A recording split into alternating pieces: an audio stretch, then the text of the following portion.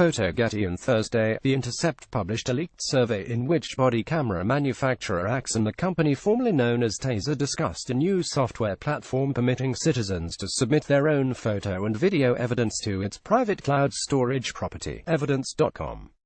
While the purpose of the survey was reportedly to gather naming ideas from law enforcement officials, the document also contained revealing details about the previously undisclosed platform. From a product description included in The Intercept's report at Axon, "We are developing a product that allows the public to submit photos and video of a crime, suspicious activity, or event.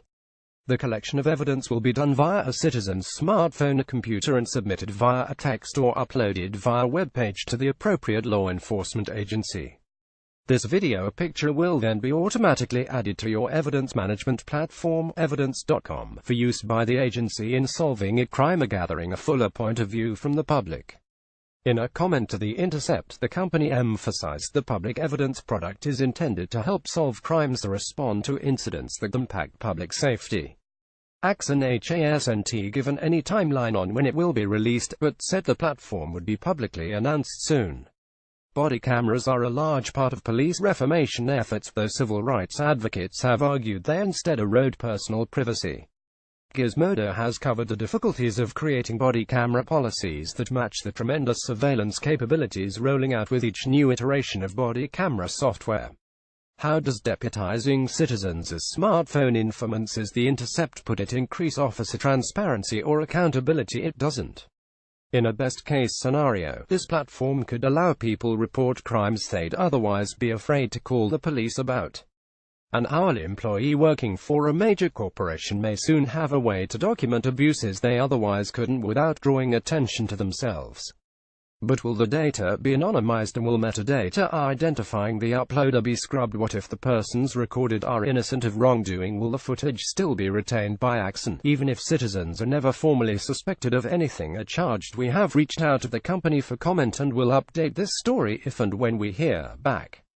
Another question: who owns footage uploaded by citizens? Police departments are rarely required to relinquish footage to the public, and in places like North Carolina and Louisiana, body camera footage is exempt from public records requests.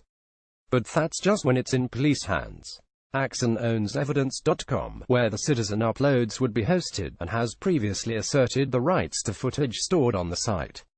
In May, California public defender Rick Horowitz raised concerns of ownership after being asked to sign a licensing agreement with Axon to access footage of his own client before trial. Mediating justice through private company, even though public funds pay for both officers and the equipment they use, insulates police from public accountability and makes it harder for communities to see and scrutinize footage for themselves. Functionally, the public evidence product is the same as See Something, Say Something, the anonymous tip line in New York City that crowdsources information from the public. But See Something is rife with misinformation. The tips recorded are subjective and based on people's biases. Muslims have been reported to the tip line for innocuous behavior simply because the public is primed to see the behavior as suspicious. Axon's latest invention could easily become a secondary, crowdsourced form of racialized surveillance. Ultimately, the problem with the public evidence product is scale. A citizen's surveillance network could increase the investigative power of police many times over, but without the corresponding increase in accountability, transparency, or community authority. It's very clear why Axon would want this, and why they want police departments to want this, but not why communities, desperate for any indication of progress in the ongoing police reform conversation, would want this. Update 92217 4 p.m. Eastern Time. Gizmodo spoke with Steve Tuttle, Axon's spokesperson and VP of Strategic Communication, to clarify the nature of the public evidence product.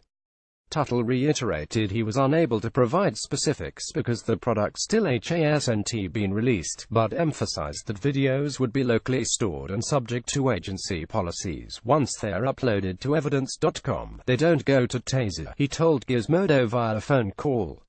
They don't go to Axon. They go to a specific file within evidence.com at the agency. The agency owns the data. From public submissions to body-worn cameras, all evidence is going to go to that department's evidence.com, which is secure for them. We're not vetting information, we're not reviewing it. It goes to them specifically. You'd have to FOIA the agency for it because they owned the evidence. Tuttle challenges claims of data privatization, third-party mediation, going on to explain that the submissions will have audit trails, which save an original copy of all videos and logs when anyone tries to edit, delete, view, or make copies of footage. Because some of the uploaded videos could be of police misconduct, he says the public evidence product has the potential to augment communities' abilities to hold police accountable. Questions still remain, however. Tuttle says the public evidence product won't function as a dragnet, but is instead specifically to get specific evidence from specific incidents.